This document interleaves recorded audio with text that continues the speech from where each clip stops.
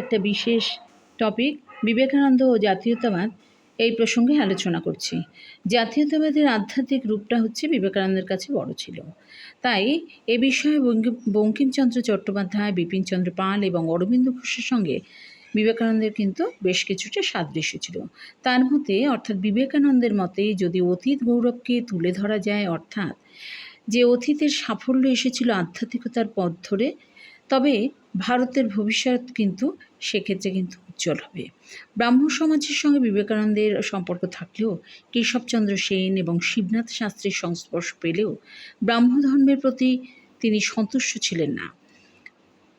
বহু সংশয়ের পরে বিবেকানন্দ দক্ষিণেশ্বরে শ্রীরামকৃষ্ণ পরমহংসদেবের সান্নিধ্যে এসেছিলেন। একসময় নবগোপাল মিত্রের হিন্দু মেলা ও স্টুডেন্টস অ্যাসোসিয়েশনের সুরেন্দ্রনাথ বন্দ্যোপাধ্যায়ের বক্তৃতা বিবেকানন্দের মধ্যে জাতীয় আবেগ তৈরি করেছিল। তিনি রামমোহনের বেদান্তিক আদর্শ, দেশপ্রেম ও হিন্দু মুসলিম ঐক্যের আদর্শের দ্বারা অনুপ্রাণিত হয়েছিলেন। হিন্দু সন্ন্যাসী হওয়া সত্ত্বেও নবভারত গঠনের জন্য বিবেকানন্দ ভক্তির বদলে জ্ঞানকে প্রাধান্য দিয়েছিলেন। সরাসরিভাবে ব্রিটিশ সাম্রাজ্যবাদের বিরোধিতা না করলেও তার বক্তব্য ব্রিটিশ শাসনের প্রতি বিরূপ মনোভাব সৃষ্টি করেছিল। তবে ঊনবিংশ শতাব্দীর শেষ প্রান্তে জাতীয়তাবাদী চেতনার উন্মেষ ঘটেছিল, কিন্তু খুব দ্রুত পরিমাণে। কারণ এই সময় একাধারে ব্রিটিশ শাসনের বিরুদ্ধে ক্ষোভ, অন্যদিকে পাশ্চাত্য শিক্ষার প্রসারের ফলে পাশ্চাত্যের জাতীয়তাবাদী ধ্যান-ধারণার সঙ্গে ভারতীয়দের পরিচয় ঘটেছিল।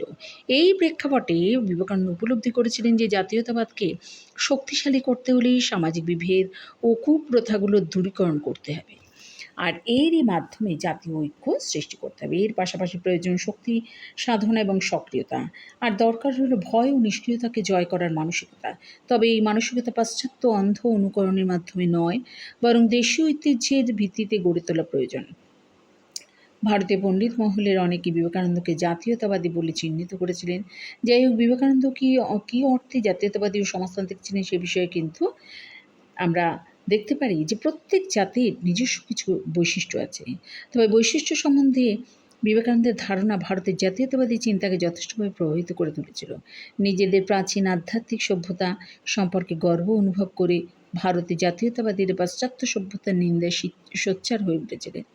এই ধরনের ভাবনার সঙ্গে বিবেকানন্দের নাম জড়িত থাকায় জাতীয়তাবাদীরা নিজেদের বিবেকানন্দের অনুগামী বলে মনে করেন।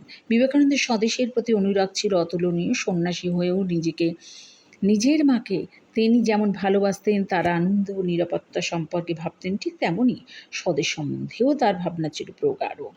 এইভাবেই কিন্তু বিবেকানন্দের জাতীয়তাবাদ আলোচিত হলো।